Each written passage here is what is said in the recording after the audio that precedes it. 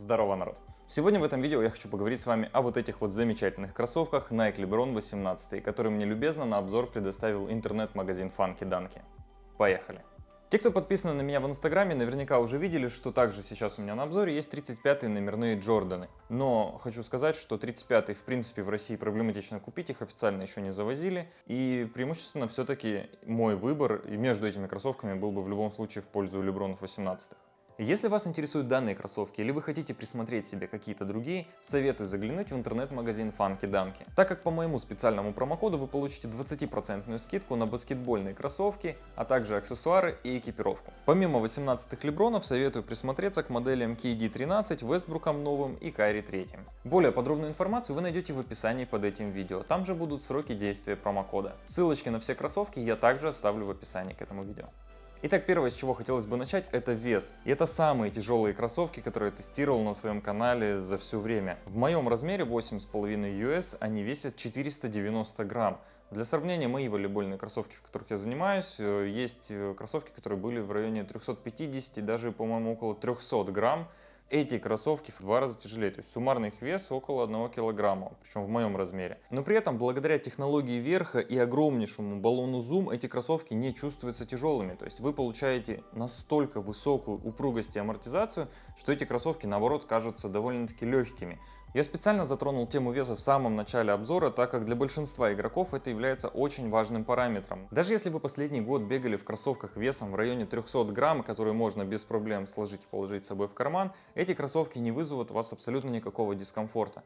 Один момент, наверное, что после жестких кроссовок на эти перейти будет довольно-таки проблематично. То есть в волейбольной серии есть Mizuno Wave, и вот после них, скорее всего, к данным кроссовкам будут довольно-таки существенные претензии. Конечно, данные кроссовки предназначены для игроков с большим весом, то есть оптимальный вес игрока варьируется в районе 90 кг плюс, но в данный момент мой вес чуть больше 70 кг, и отзанимавшись несколько часов в этих кроссовках, я могу сказать, что амортизация здесь просто феноменальная. Неважно, какой у вас вес, 70, 80, 90, единственное, что необходимо будет понимать, чем меньше ваш вес, тем больше вы будете иметь амортизации, но при этом меньшей стабильности. И это будет выражаться тем, что под большим весом пятка будет продавливаться намного сильнее, и вы будете иметь более стабильную посадку. Высота пяточной области в данных кроссовках в моем размере составляет 5 см.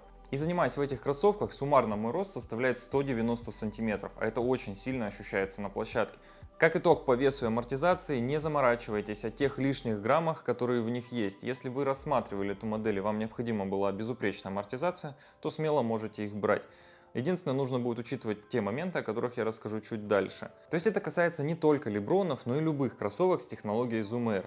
Теперь по поводу тракции. Здесь хочу сказать, что мне правда не к чему придраться в носовой части данного кроссовка, потому что я большую часть все-таки своих перемещений совершаю именно на носке, но когда я начал отдельно заниматься, я заметил, что в пяточной области очень необычный рисунок. И именно при постановке ноги на пятку небольшое соприкосновение получается подошвы с полом. То есть, повторюсь же, это возможно же вина моего небольшого веса для данных кроссовок, но сам рисунок здесь выполнен таким образом, что очень маленькая площадь имеет соприкосновение с поверхностью. И при этом, когда вы перемещаетесь по пыльной поверхности, бывают моменты, что именно пятка проскальзывает. То есть, если шаг будет идти с пятки, именно в плане вот таким вот образом. То есть не так, что вы поставили и на носок, а вы можете поставить пятку вскользь, а только после этого перевести на носок, то здесь и есть небольшие проскальзывания. Не скажу, что это какой-то существенный недостаток. Для меня это непривычные движения, но я их совершаю в момент не игры, но тренировок. И именно данный момент я смог заметить. Во всем остальном тракции точно могу поставить 5 с плюсом. Просто хотелось бы отметить именно тот момент, что пятка выполнена очень необычной. Поэтому моя оценка 5 из 5 для тракции, и идем дальше. Следующее, о чем хотелось бы поговорить, это технологии верха. И именно здесь у меня есть большие вопросы к лебронам. Я, когда изначально их смотрел и заказывал, я думал, это то же самое, что в альфа-данках, но технология здесь оказалась очень мягкой. Если не ошибаюсь, она называется Night Posit, то есть это одна из разновидностей плетения, которые делают Nike, но она оказалась очень мягкой. Если внимательно присмотреться, то сбоку кроссовок вы можете увидеть такие вот интересные линии, через которые пропущены петли, вшитые под подошву данного кроссовка. Единственное, что мне здесь не понравилось, это решение именно вшить их внутрь. То есть они не поверх данного материала, они вшиты в середину. Из-за этого данные швы очень сильно ощущаются внутри. При том, что я играл в плотных баскетбольных носках Nike Elite, мне очень сильно передавливали именно эти места. Я люблю сильную шнуровку, то есть я затягиваюсь настолько сильно, насколько это возможно. И чем мягче верхняя часть кроссовок, тем приятнее для меня играть. То есть я даже, наверное, могу в какой-то мере отступиться от того, что будет хорошая амортизация. Мне главное, чтобы кроссовок сверху держался максимально плотно и мягко. Именно благодаря этому я полюбил Mizuno Momentum, в которых я сейчас играю. Из-за того, что у них сверху выполнен мононосок, и он набит приятным мягким материалом, и поверх него идет шнуровка. То есть получается, что вы себе на ногу вдавливаете язычок, который в виде подушки выполнен. Здесь же носочек из себя ничего абсолютно не представляет, нет никакой мягкости, ничего абсолютно. Я даже не могу сказать, из чего он сделан. И когда вы затягиваете сильно, у вас передняя часть кроссовка выполнена в виде мононоска, то есть весь язычок, который вы можете вытащить, это вот эта вот часть. Все остальное вшито монолитно. Благодаря этому кроссовок сидит очень хорошо, но при сильной шнуровке вот эти вот как раз таки прошитые по бокам петли очень сильно давят на ногу. Вполне возможно, это решается, если вы никогда не занимались в мягких кроссовках и не любите, то есть вы, так сказать, не избалованы той самой упругостью волейбольных кроссовок, которые бывают. Если вы до этого занимались только в баскетбольных кроссовках, возможно, вы этого даже не заметите. То есть вам нужно понимать, что вы имеете очень высокий кроссовок, при этом с мягкой верхней оплеткой, которая не так глубоко заходит. То есть здесь очень высокая посадка и минимальный заход стопы внутрь. Если вы не сильно зашнуруете свой кроссовок, то вероятность схождения самого тканевого материала с подошвы крайне высока. Это, наверное, единственный момент, к которому я могу придраться. Если вы очень сильно зафиксируете свою стопу, то вполне возможно вам шнуровка будет давить на ногу. И в таком случае съезда стопы с самой подошвы, основания кроссовка, у вас не будет. Если вы не до конца зашнуруетесь, чтобы вам не давило, у вас появляется дополнительная свобода и кроссовок немного ходит. Опять же, у тяжелых игроков с весом 90-100 плюс килограмм таких движений не должно быть, а они не играют как Кари Ирвинг. То есть эти кроссовки не созданы для таких сильных, я не знаю, перегрузок. Если наступить на ногу соперника, то залом, конечно же, здесь будет очень сильный, так как эти кроссовки низкие, они абсолютно никак не способствуют фиксации вашей стопы, в том плане, что она действительно пойдет на изгиб в максимально низком месте. То есть если высокие кроссовки позволяют вам зафиксировать хотя бы косточку, и изгиб идет от основания к колену, наверное, стоит об этом вообще в отдельном видео рассказать, потому что травмы в высоких и низких кроссовках немного отличаются, на личном опыте знаю. То есть здесь же кроссовок пытается выломать вам сам голеностоп. Эти кроссовки, повторюсь, очень низкие. И сам стакан здесь имеет очень хорошую фиксацию, но при этом он небольшой. То есть вот эта вот часть вся вдавливается, и вы получаете вот такую вот небольшую, плотную, действительно крепкую пяточную зону, которая фиксирует вашу ногу.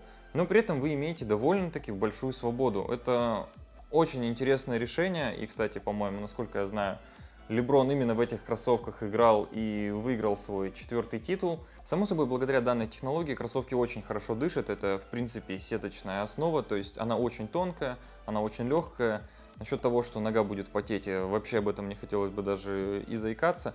Ну и теперь мое мнение как прыгуна о данных кроссовках. Кому стоит их рассматривать и почему? Данные кроссовки отлично подойдут тем, кто хочет заниматься прыжками очень много, очень часто и не имеет, наверное, так сказать, хорошей техники приземления. То есть эти кроссовки помогут вам сохранить ваше здоровье при чрезмерных нагрузках, при сильных частых приземлениях. Они не спасут вас от травм, это сразу же говорю. То есть любой подворот вашей ноги, как и в большинстве кроссовок, не спасет вас. Но благодаря тому, что они низкие, вы без проблем можете сюда фиксатор голеностопа надевать и с ним тренироваться. То есть здесь сейчас речь идет о том, что насколько практично использовать баллон Zoom Air и Zoom Max в прыжках. Но при этом, если вы играете в баскетбол, вы занимаетесь волейболом и вам необходимо много прыгать, вы хотите, чтобы ваши ноги меньше уставали, чем они сейчас устают, например, то смело можно рассматривать именно данную технологию. Я сейчас не акцентирую внимание на 18-х Лебронах. Это действительно хорошие кроссовки. Для фанатов Леброна вообще ничего удивительного. Вы просто можете смело с любой предыдущей модели переходить на них. я же именно чаще топлю за технологии. То есть мне интересно рассмотреть то или иное решение или сочетание определенных решений в кроссовках. То есть эти кроссовки являются лучшей версией моих альфа-данков. Но из-за того, что решение было по шнуровке именно таким, эти кроссовки мне нравятся меньше. По тому, как они сидят на ноге. Но амортизация здесь просто X2 от альфа-данков, потому что баллон здесь по всей длине. В альфа-данках он, насколько я помню, занимает там 60 или 70%, и он меньше. На тот момент это был самый высокий баллон, насколько я знаю, ZoomMax теперь здесь самый высокий из всех, что есть в серии Nike. Еще существенным недостатком может являться то, что легкий игрок зачастую быстрый игрок. И если вы будете как раз таки очень сильными перемещениями или резкими остановками останавливаться, то, возможно, ваша нога будет очень сильно съезжать с кроссовка, и в итоге из-за того, что у вас будет теряться баланс стопы, то есть у вас нога съезжает с самого основания подошвы, из-за этого нога будет заламываться просто в определенный момент. То есть не из-за того, что вам не будет хватать сцепления, наоборот, оно здесь хорошее, только из-за того, что здесь сама вот эта вот рамка не сделана выше, чем находится ваша стопа. Она утоплена буквально на 3,2 мм. То есть вот все, я уже, получается, вдавил в саму подошву. То есть получается, что вы своей стопой находитесь на подошве, которую окутывает вот этот вот небольшой мононосок, кстати. И чем сильнее вы зашнуруетесь, тем сильнее будет ваша фиксация. Но если вы не сможете сильно зашнуроваться по той же проблеме, что мне, то есть мне очень сильно передавливало ногу, то вы получите очень нестабильный кроссовок. В целом, по данным кроссовкам у меня все. Конечно же, в первую очередь я тестирую их с точки зрения волейболиста и прыгуна и рассказываю именно те моменты, с которыми я сталкиваюсь в том, чем я занимаюсь. Если вас интересует мнение с точки зрения баскетбола, то данные кроссовки переедут позже к Димону с канала Кроссовки.нет, и он уже более детально их протестирует именно с точки зрения эксплуатации в баскетболе. Также, если вас интересует обзор на 35-е номерные, пишите об этом в комментариях. Я честно скажу, что не тороплюсь его делать, но обязательно его сделаю. И не забывайте, что эти и другие баскетбольные кроссовки и аксессуары вы можете приобрести в интернет-магазине Funky Dunky по специальному промокоду с 20% скидкой. Вся информация есть в описании. Ну и как всегда по традиции, надеюсь, данное видео было для вас полезным. Если это действительно так, то не забывайте поставить лайк этому видео и оставить комментарий. С вами был Егор Пупынин, всем удачи, пока!